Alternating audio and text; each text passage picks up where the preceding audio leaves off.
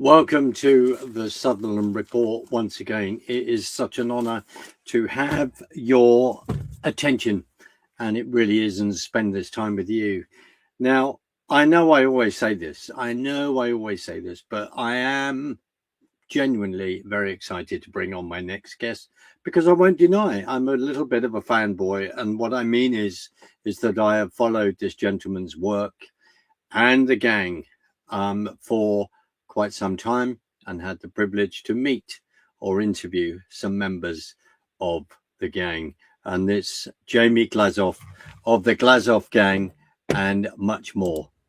Jamie, thank you so much for joining me. And I mean that. I have followed your work and fellow members of your gang for a long time. And it's a real privilege to be able to sit down and have a discussion. So thank you very much.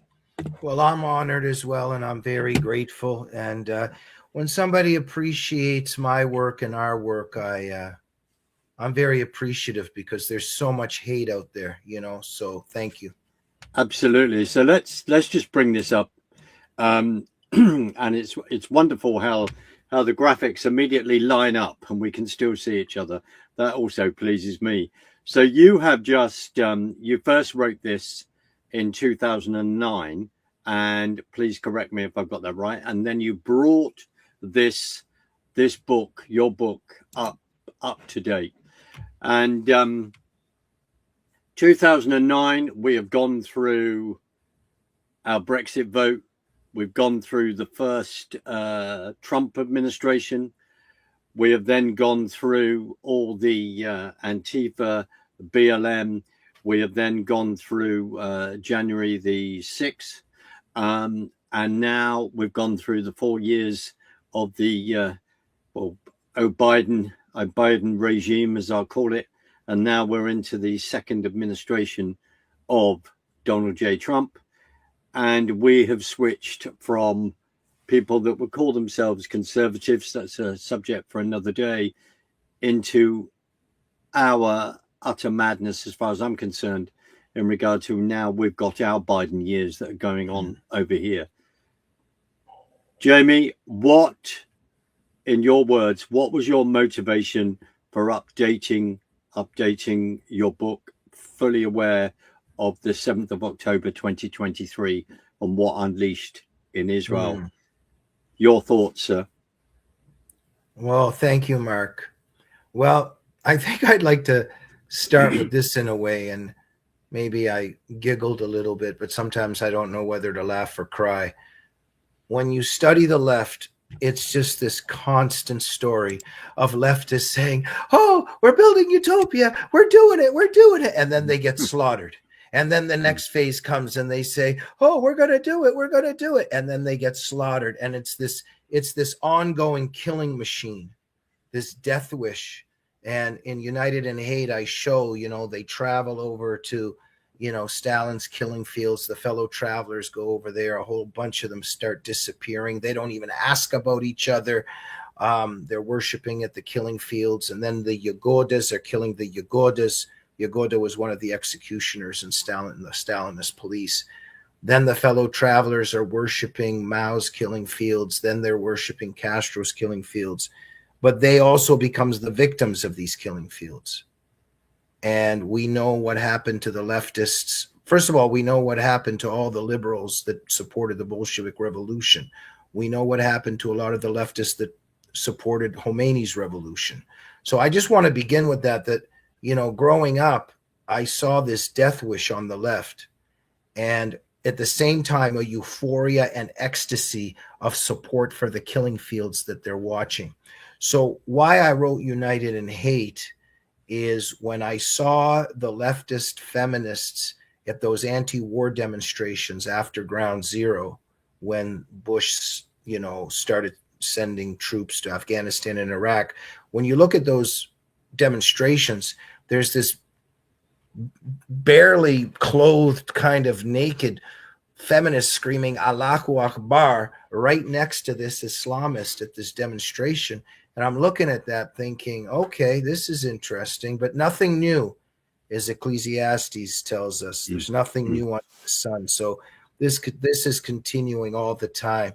And so I had to put United in Hate out again, because I put United in Hate out because 9/11 really, I knew it, but it startled me in how powerful this craving for death is on the left.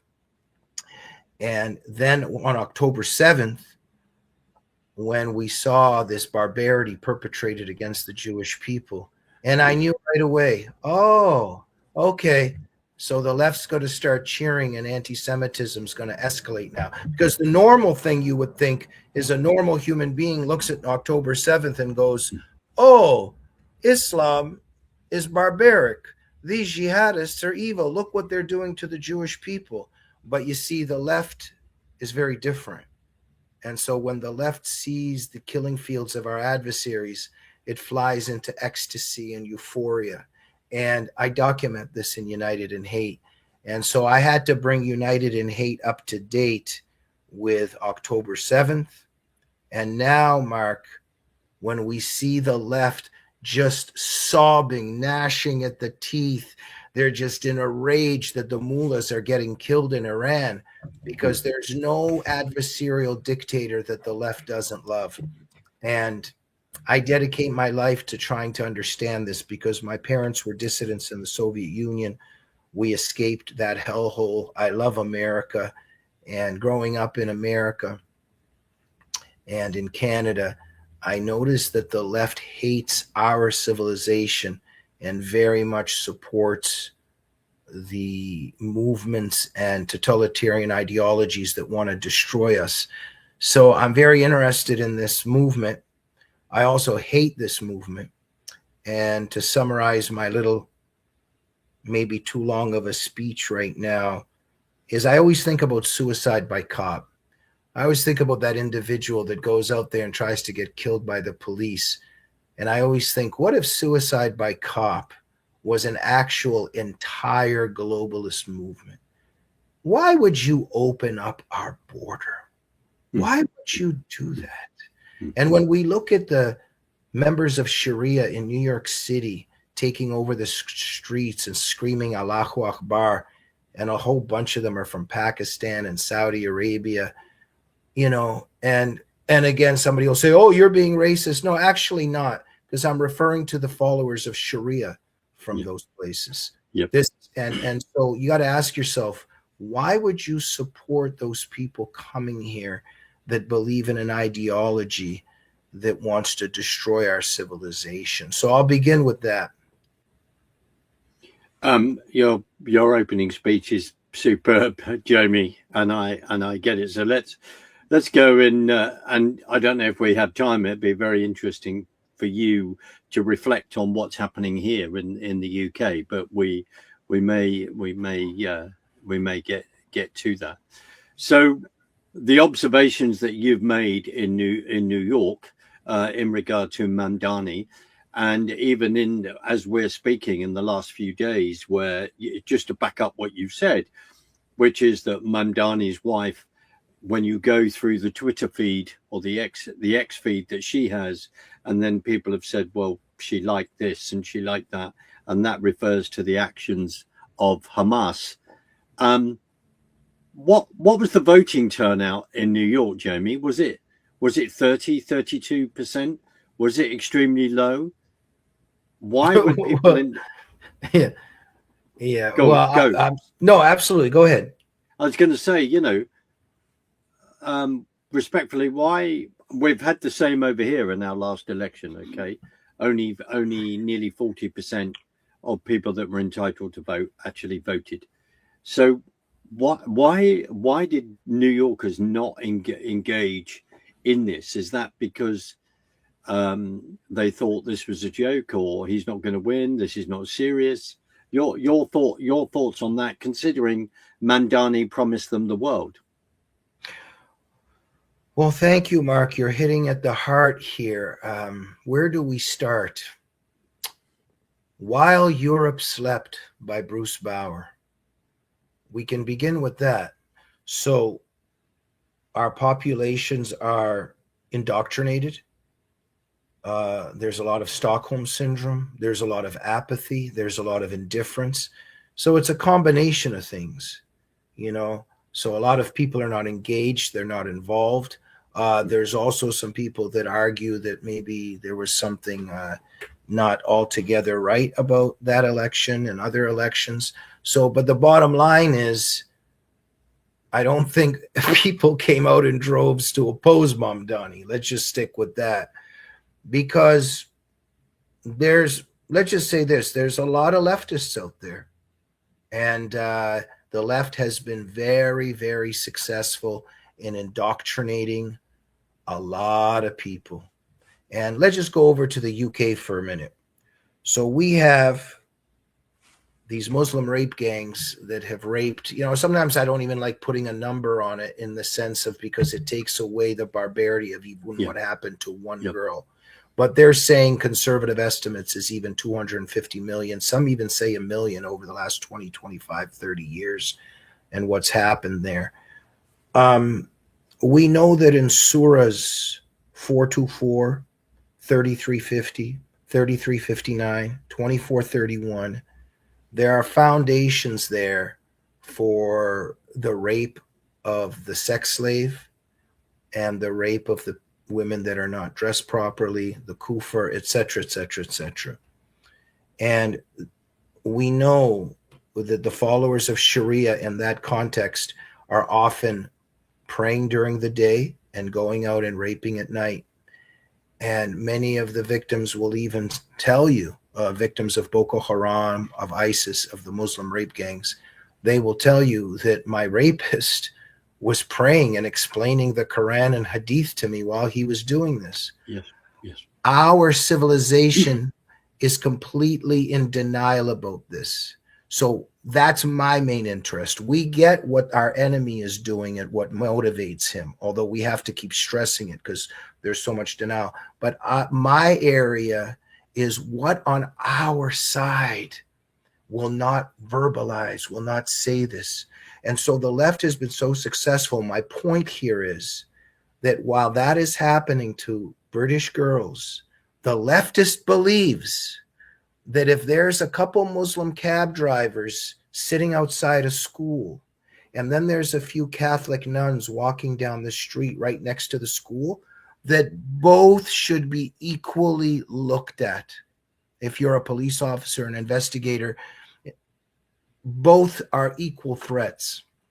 And this is what's taking down our civilization.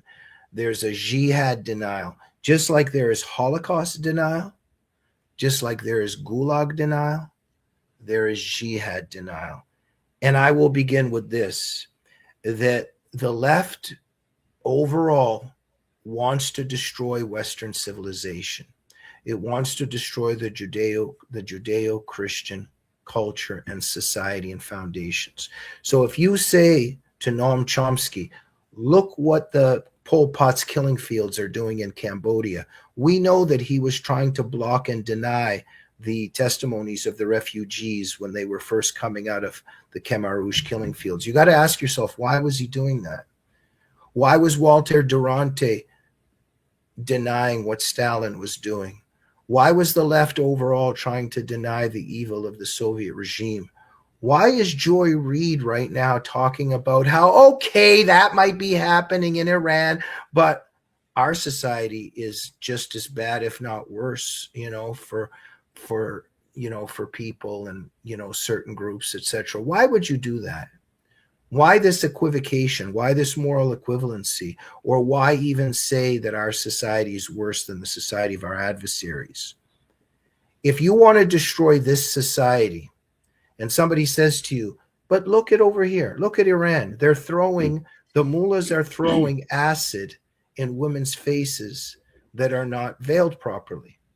You would think that a feminist would say, this is horrible. What inspires this? What sanctions it? And then we can answer, well, let's look at the Quran, let's look at the Hadith and what the foundations are to this. If you do that, the leftist might have to conclude, number one, oh, that's evil. What's the next step? Oh, our culture and civilization is superior to that. What's the next step? Our society is worth protecting and defending. They can't do that because their top priority is to destroy this society.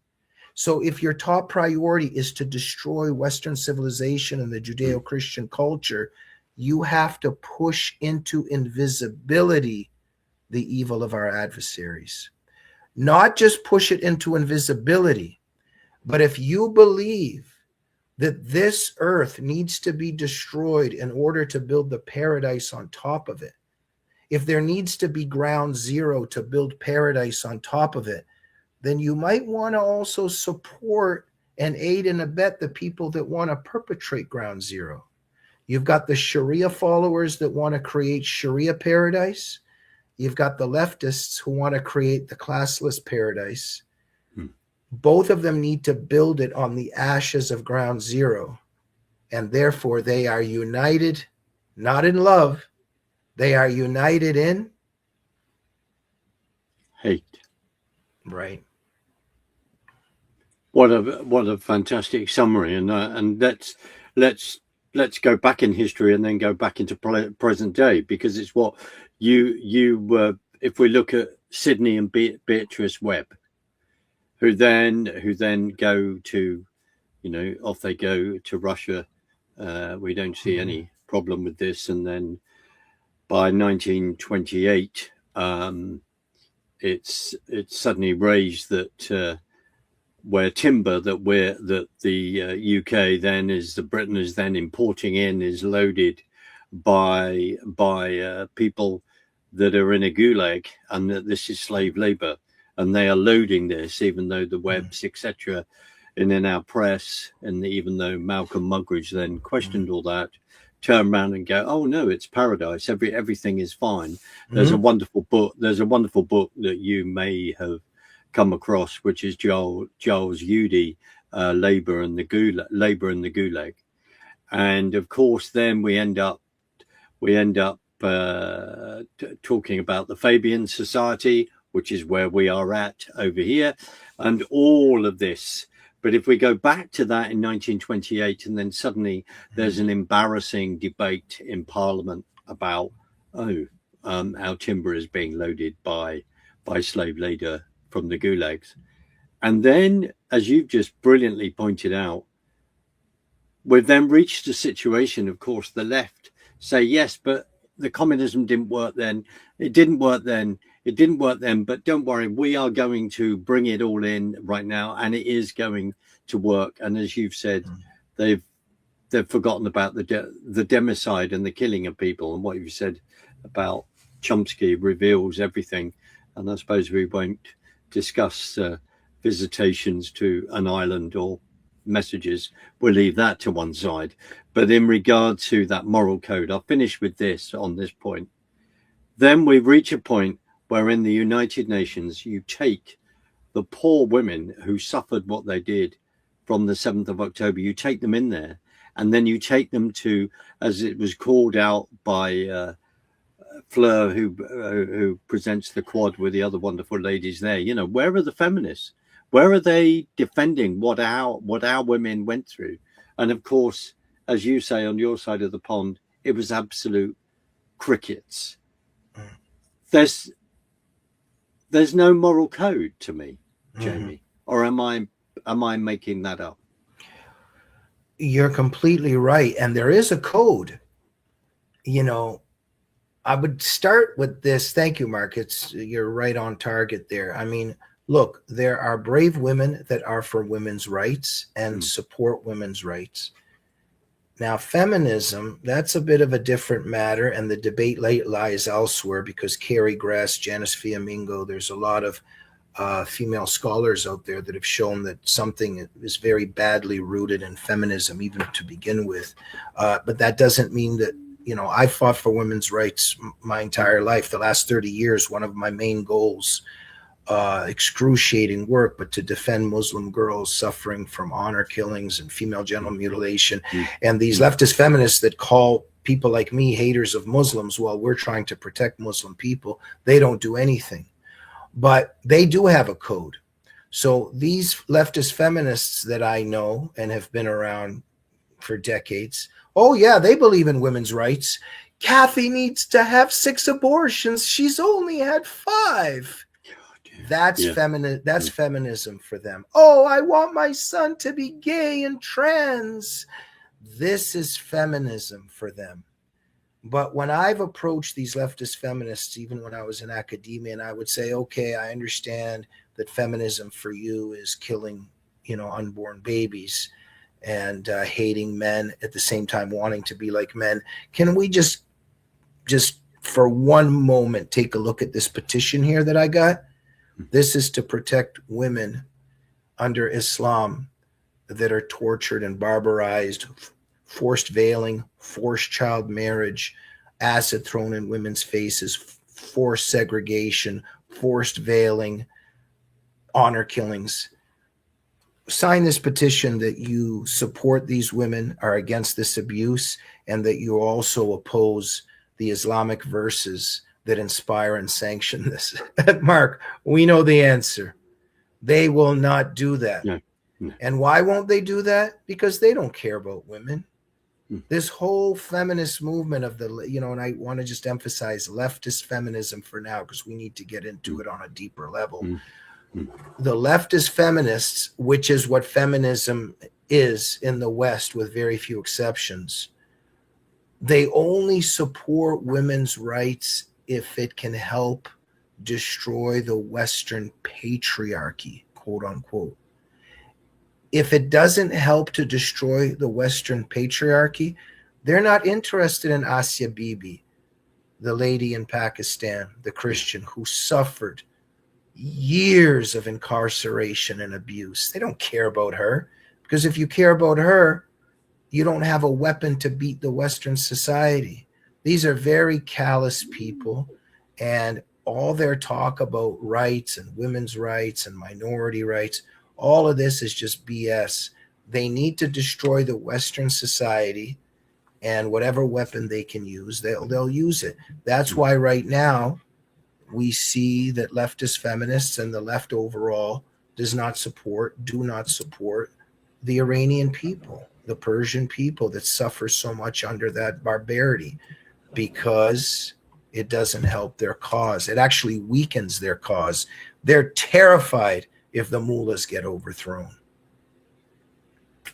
Absolutely. And just to remind ourselves, and I've constantly said this to people over the last few weeks, and is just going, any society that decides to bring in, to some extent, people from the outside, with machine guns to murder their own people, we've seen it before, but they don't seem to be learning any lessons here. So within Iran, maybe a minimum of 35,000 people of his own brave, beautiful citizens have mowed down.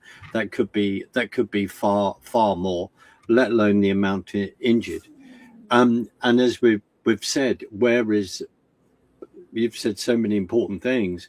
Where is that morality? And also, Jamie, if I may be bold enough to say that there we are, two men of the age that we are, with life experience that we are, then discussing feminism, right? Which in certain quarters we've been completely struck off for even doing that, but we're entitled to do that and to question when it goes down the road of the denial of then.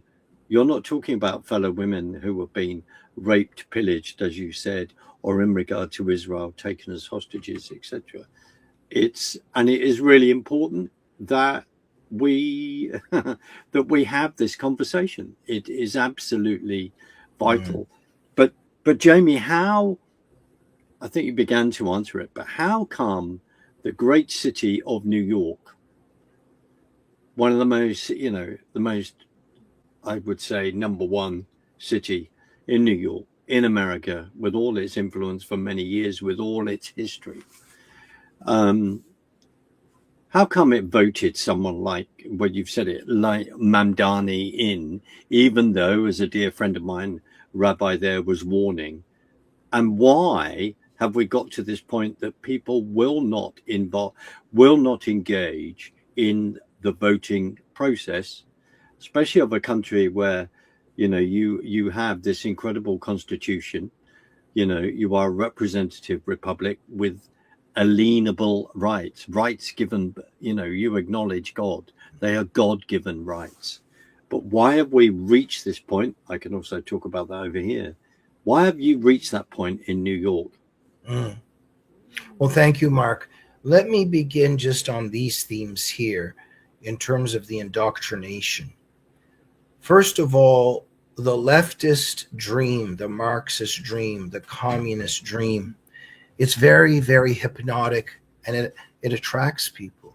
If you're not courageous and you're not wise and you're not ready to walk alone, chances are you're going to be caught with this virus. When Obama was on stage saying, it doesn't matter who you love, it doesn't matter what color you are, it doesn't matter what creed or religion, come on up here. It's very hypnotic for a lot of people. They want to join, and everybody's going to hold hands, and we're all going to be the same, and we're all going this is a very appealing dream, and they say, the devil often shows up with a pitchfork and horns. Well, a lot of times it's very, very beautiful picture. It's just slightly blurred. So this is the communist dream that they're offering people, and it's very hypnotic. And so people that are not wise and are afraid and are under siege, they get caught up in this lie. And no matter how many times they've tried to build utopia on earth, every time it leads to hell. But let me just say this in terms of how clever the left and the jihadists are in their alliance, and how they've brainwashed people to also not oppose this movement. So on the one hand, it's very hypnotic and telling people we're going to build paradise, just come with us. But there's a tremendous intimidation and bullying there. So look what they've done here. Because to stand up and say, no, this is wrong, well, a very large percentage of Americans now have Stockholm syndrome in terms of 9/11, and they're terrified. Let's just begin even with two things. The left is very clever what it's done. It's conflated Muslims with Islam in terms of the propaganda. So when Jamie Glazov says women are honor killed because of what's in the Quran and the Hadith, when Jamie Glazov says, in terms of the Quranic teachings of the captives of the right hand, and that's why ISIS and Boko Haram take sex slaves, etc., what the left does and what the jihadist propaganda says is, you hate Muslims. If you say something about Islam, you're told that you hate Muslims.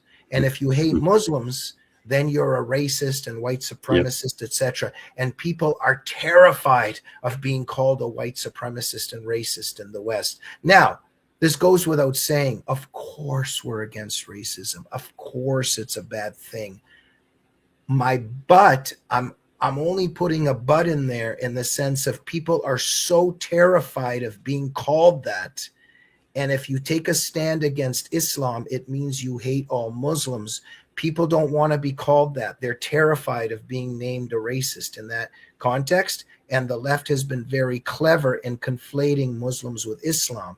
Then what they've done is they've racialized Islam. Islam is not a race. But because the left has been so brilliant in saying that the brown minorities of the world are the oppressed and the downtrodden and victims of white supremacism, if you even say one word against Islam, critical of Islam, it immediately means that you are punching down and you are insulting brown minorities in the world that have been victims of the white supremacist patriarchy. So you're immediately a racist if you criticize Islam. And people are so terrified of this that they won't peep one word about Islam. If they have to even make even one admission of something that jihadists are doing, they're terrified to do it because the left has won the propaganda war on that score. And so there's a propaganda war going on here.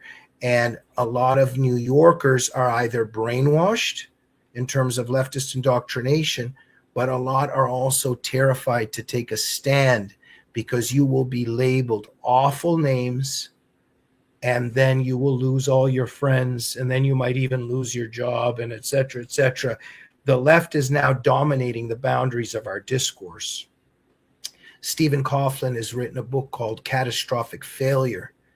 And what is terrifying that he documented is that the Muslim Brotherhood, through its front groups, is actually advising our governments, our leading institutions. I mean, thank God for Trump, but he's just a president. Don't get me wrong, president, great. But a lot of the institutions, a lot of our foreign policy apparatus, dominated by the Muslim Brotherhood. Imagine that in the Cold War, that our main foreign policy architects and engineers were advised by the KGB. That's what's happening in the West now. Well, in fact, if you go back to American history and we think of the time when the State Department is then supporting Chiang Kai-shek and then flips to Mao and all of that, if we look at that, and then if we look at the formation of Israel on the on the 14th, 15th of May 1948, but the leading up to that with Truman and having that argument within the State Department of, no, I don't think it's a good idea that you recognize the formation of Israel, and the fight going on.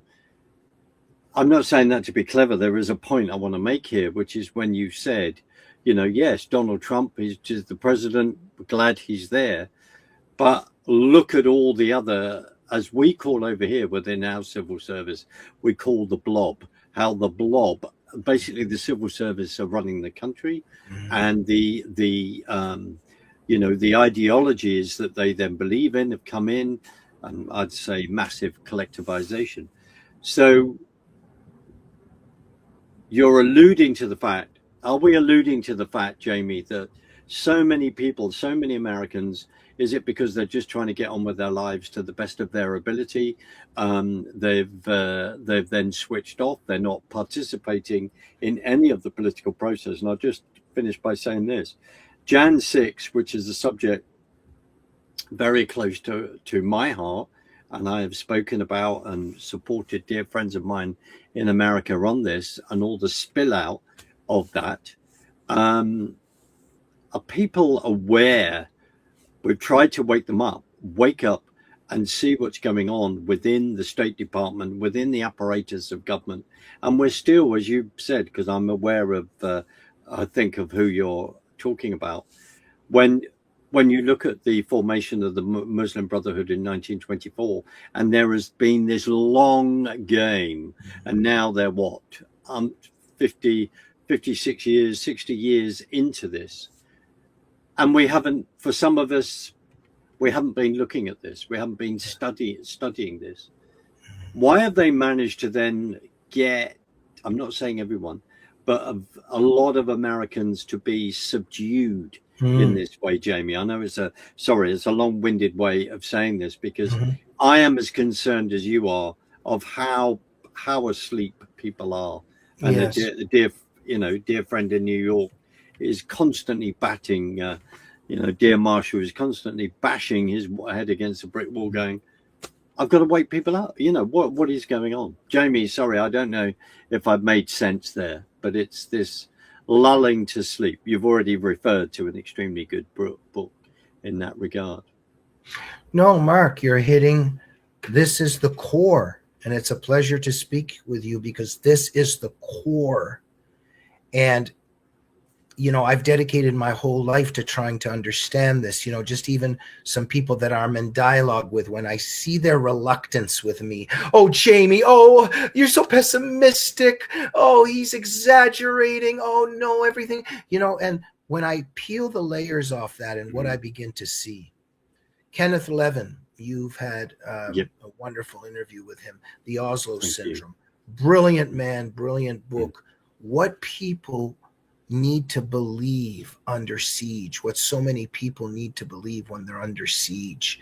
And so we saw in the Oslo Syndrome, Kenneth showed that the evidence was that there's this ideology and its followers. They hate you and they want to kill you. This isn't going to work. But for so many people, it's just too hard to accept that. And they need to believe that we're just going to give a little bit of money, we're just going to give a little bit of land, and we're going to give a few hugs, and then everything will be okay beyond any reasonable doubt. And they're killing you, and they're killing you, and then they lift the sword and they're going to behead you, and you're saying Islam is a religion of peace, Islam is a religion of peace, and then they behead you. There's this suicidal delusion. And I've thought about that a lot. I have, people in my life that just, they don't want to agree with me. They hide from me. They've walked away from me. Why?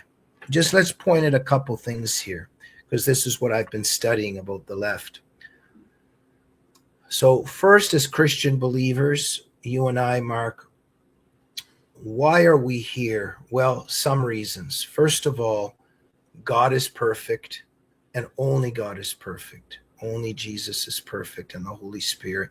Jesus gave his life for us, and we need to be in repentance. Yes, on this planet, we can fight for freedom and fight for this and do many things, but we can't create a perfect world, and we need to repent. And we need to thank Jesus for giving his life for us. Why I'm saying that is the leftist is very far from that. The leftist believes that he can create a perfect planet. They're gods. They're self-appointed redeemers, okay? Now, the direction I'm trying to go in here, just on the point that I'm making, is that many on the left, they cannot accept the limitations of the possible. That perhaps Gad Saad and Mark Sutherland and Kenneth Levin are correct, and we have a huge battle in front of us, and there are some things that I can't control. But you see, there's such a narcissism on the left that they're gods. They cannot accept when we begin to stress the problems of Islam. It's too much for them. There's people that it's an emotion. Number one, it's an emotional incapacity. There's a lot of people, they just can't get through the day. I know some people just personally, and they sometimes even admit it to me. They say, if I accept what you think, Jamie, I won't even make it through the day. It's too depressing. So they need to believe. They need to deny the problem of jihad. They can't accept it. They have an emotional incapacity. They confuse their political beliefs with emotional incapacity because they can't bear the thought of what Reagan said.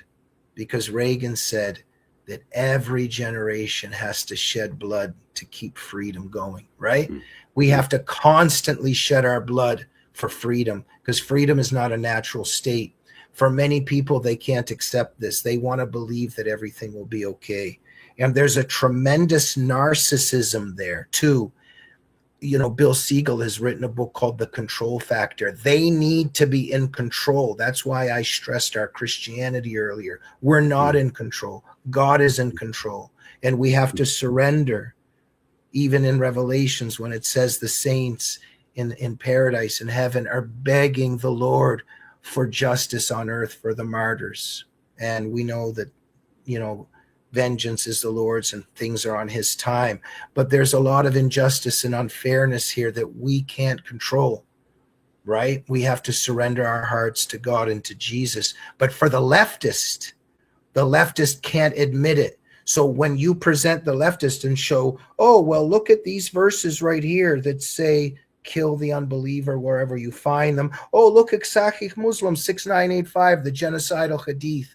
All Jews need to be slaughtered before the day of judgment. For the leftist, it's like, well, wait a minute. I can give some land. We can do this. You see, the leftist needs to be in control.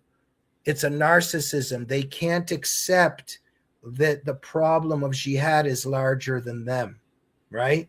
They have to be able to control everything. So there's a denial, and there's also a very strong narcissism in them because they've made themselves gods that can control everything.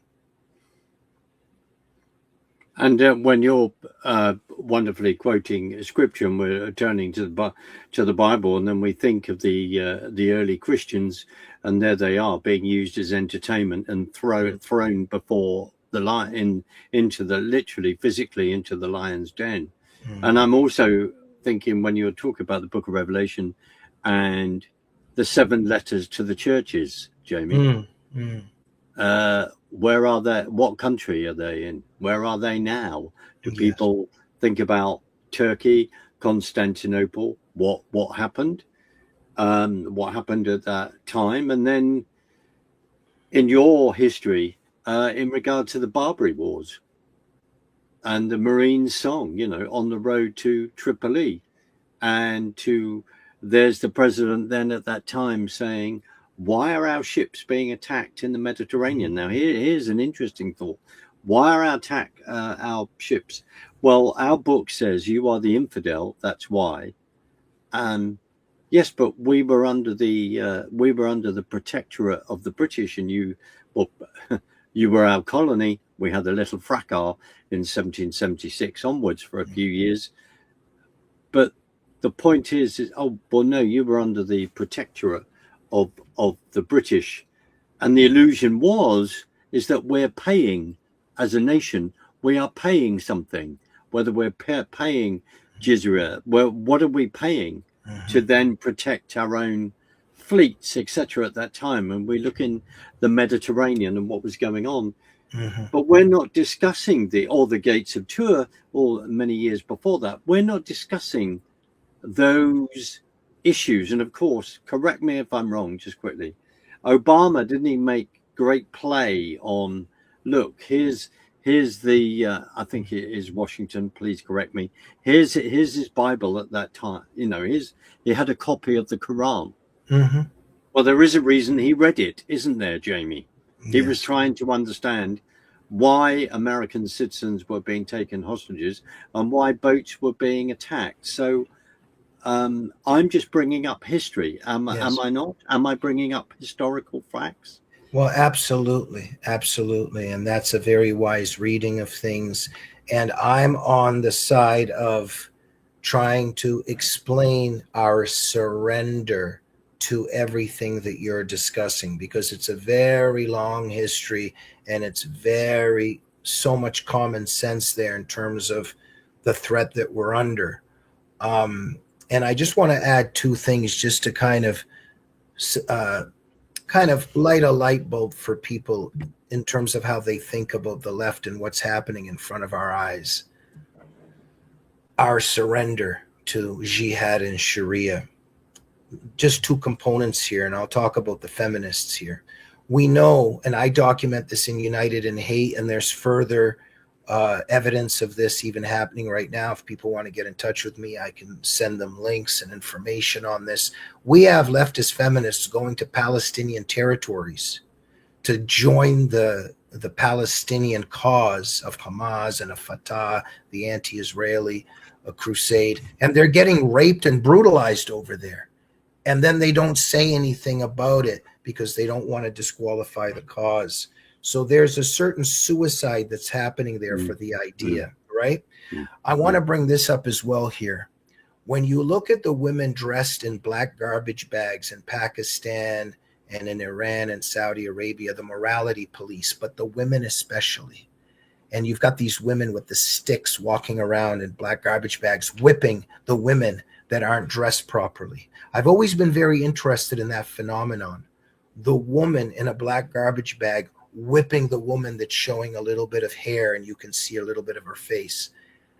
The phenomenon there that's happening in the West is ingratiating yourself, trying to ingratiate yourself with your potential executioner.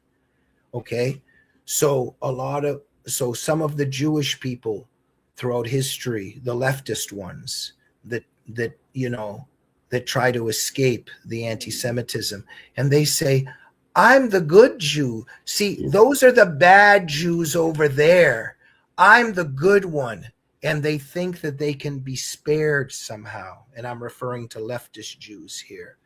And so the ingratiating yourself with the potential executioner, trying to out-radicalize your executioner.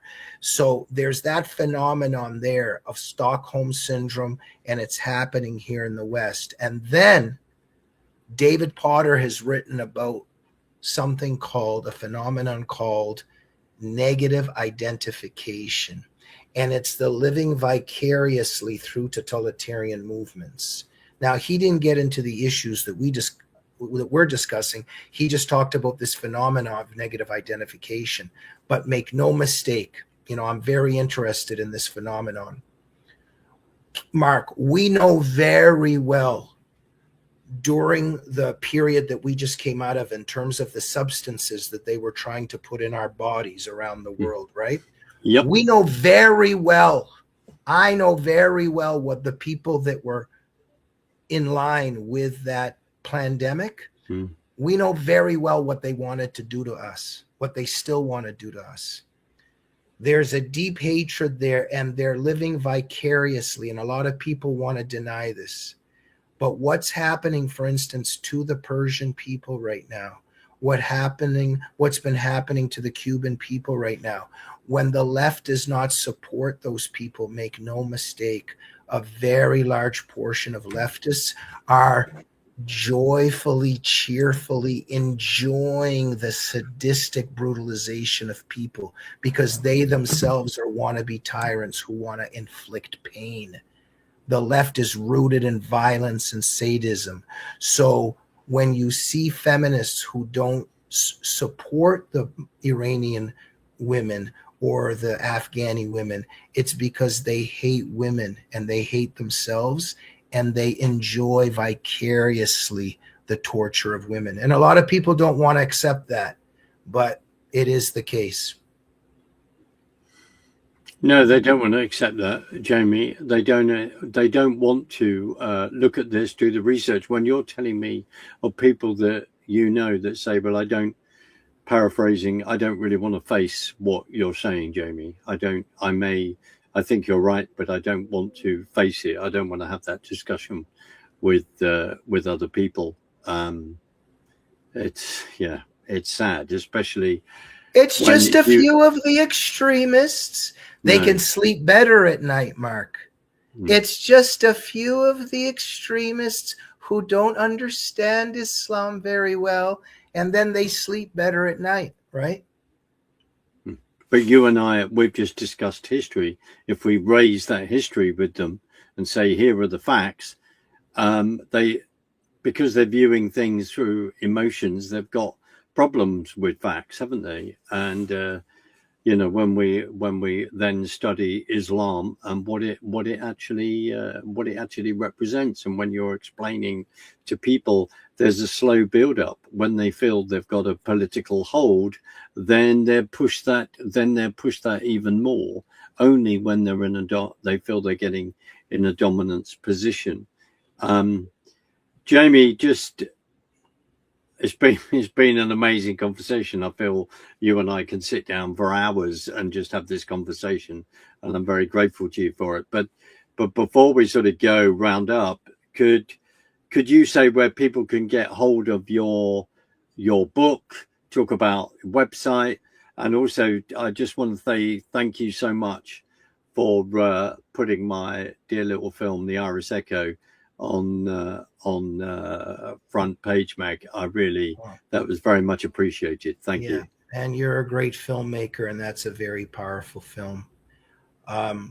Before I tell people, just my last very quick example. I'm involved in some athletic activities, and here in Los Angeles, and there during the phase we just came out of, there were some women that we were involved in some athletic activities, and one of them says to me, "Oh, can you take a picture of me, please, while I'm, just hitting this boxing bag or whatever?" And I'm like, "Okay." And she goes, "1 second," and she puts on a mask. But she didn't wear the mask the whole time. But if I'm taking a picture, it has to have a mask, right? She has to have a mask. She goes, "Oh, Becky and, Samantha, I'm making up the names. They'll kill me if they see me without this mask." And I'm like, "Oh, okay. It's fascinating, Mark, because if she doesn't have her mask on, she will lose all of her friends. You see, the left is a social club. It's a social movement. They'll even stand in line while they're seeing people dropping dead by having certain substances put into them. They'll stay in the line, and they'll get it, because sacrificing your life is better than losing the cause and changing the way you want to see yourself and the way you want to be seen and to be part of a movement. This is a social club. And so there's leftists, for instance, that have said to me, "You like Donald Trump? How can you like Donald Trump?" And I'll say, it doesn't matter. We shouldn't even be debating each other, because if you end up agreeing with me, you're not going to have any friends left. And for you, the most important thing is to stay in your social community, to virtue signal and get lots of pats on the back. So I just wanted to add that. And I'm trying to tell all these truths. In United in Hate, go to Amazon or go to our magazine, frontpagemag.com. What an honor it was to fight on the right-hand side of David Horowitz for 25 years. He came out of the left. He knew the left, and he fought the left. And we were at his right-hand side fighting the left right along with him, because he understood the evil of the left, and it's what I've dedicated my life to fighting. Go to frontpagemag.com, go to our bookstore, or go to amazon.com, or go to my site, jamieglazov.com, and get United in Hate. And why I love coming on this show, Mark, and love watching your show and everything that you do is because you talk about the issues. And for so many years, I would be watching the establishment media, and I'm like, why aren't they asking this? Why didn't they say this? Why didn't they ask this question? And then I said, forget it. I'm going to go start a show, and I'm going to ask the questions, and I'm going to invite the people that they won't invite. And we know that even on some conservative forums in America, there's a blacklist. We don't see Bridget Gabriel and Pamela Geller and Robert Spencer and Bosch Foston and David Wood and Annie Cyrus on some of the media that you would think, because there's a blacklist and there's a taboo in terms of what you can say about the religion of peace, right? Because if you don't put radical in front of Islam, they don't want to talk to you, so they can sleep better at night. But that's why I created my show, The Glazov Gang, so we can talk about all these things, just like you very heroically talk about all these things. So I'm asking people, please come check out my show, The Glazov Gang. We invite a lot of big people, and we have very honest discussions about what's really happening and what the left really is and why it aids and abets our enemies. And you can check us out on Rumble, on YouTube, The Glazov Gang, or just come to our website, jamieglazov.com. And I so appreciate, Mark, that you've allowed me to talk about this and to promote our efforts, because we are so marginalized. And in our culture, we are being pushed into invisibility. Europe did not only sleep, America is sleeping. And thank God for Donald Trump. Thank you, Lord.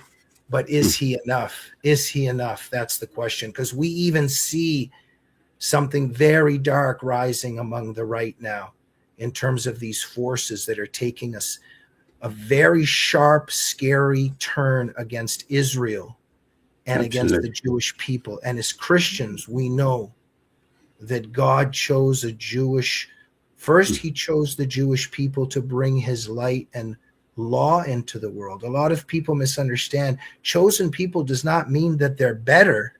They just have Absolutely. a certain role. They Mm. have a certain duty and obligation to bring in God's law and his light into the world. God chose Mary, a Jewish woman, to bring our Savior into the world. And as Roy Schoeman has powerfully written, his book, Salvation Comes Through the Jews. We leave this up to God. We don't know how it's going to happen, but we do know that Jesus Christ returns through the Jewish narrative. We have to love the Jewish people and support the Jewish people. Why would Hitler try to kill all the Jews? Why is Islam trying to kill all the Jews? If we understand the spiritual war, we understand that Satan's trying to kill all the Jews. Why? Because even though he knows scripture and he knows this and knows this, he doesn't have complete divine wisdom. He believes that if he can kill all the Jewish people, he might be able to prevent the second coming. That's one part of this. And we should not be on that side. We have to be supportive of the Jewish people and love the Jewish people and be in defense of Israel during this time. So something very scary has always been on the left in terms of anti-Semitism, but now we see it rising very sharply in our own ranks. Absolutely, and we're called them out. We're looking at the Tucker Carlsons and the Candace Owens and the Megyn Kellys, etc., and the Nick Fuentes. We're seeing that, and even when they're calling out that we actually want a different, or in Nick Fuentes' case, we want a different president. We want to take, we don't want MAGA and all that. I mean, that's another discussion for another day. And Jamie, can I just ask that I'd be honored if you would come back and we can do this again. I would love that if that's okay with you, sir. Absolutely. Mark, thank you so much for having me on your program. Thank you. And what a vile force the left is. And I've dedicated my life to exposing it. We have up to 100,000 Persian people that have just been massacred in the streets. And the left does not say one word. They are just such disgusting lowlives, and they're destroying our civilization, and we have to expose their agenda. I couldn't agree with you more. And also to just say, before I play us out, Jamie, that as I said, I've watched your show for a number of years, and just to say how I have been educated through that, but also encouraged by that, because you're absolutely right. We are being pushed out because we are Bible-believing Christians. We are true conservatives, and we support Israel and the Jewish people and push back against anti-Semitism. No, that's where we are, but we keep going. Jamie, I'm going to play us out. Thank you. And my final thought on that, Mark, would be, as Christians, we'll end on a Christian theme. For us, Jesus Christ's blood redeems us. Amen. For the leftist, it's human blood that will bring in utopia. That's why Mao wrote how important it is to kill as many people as possible. We're dealing with a genocidal movement that's a mutated carbon copy of Christianity, because for us, our Redeemer's blood saves us. For the left, killing people and causing human blood will save the earth. It's a very demonic movement. Jamie, it is, and I'm very grateful for what you've just said, because it's a perfect, excellent way to end the show. I'll say goodbye to you on the other side, and I'll just play us out. But thank you, my friend. Thank you. Thank you so much. Thank you.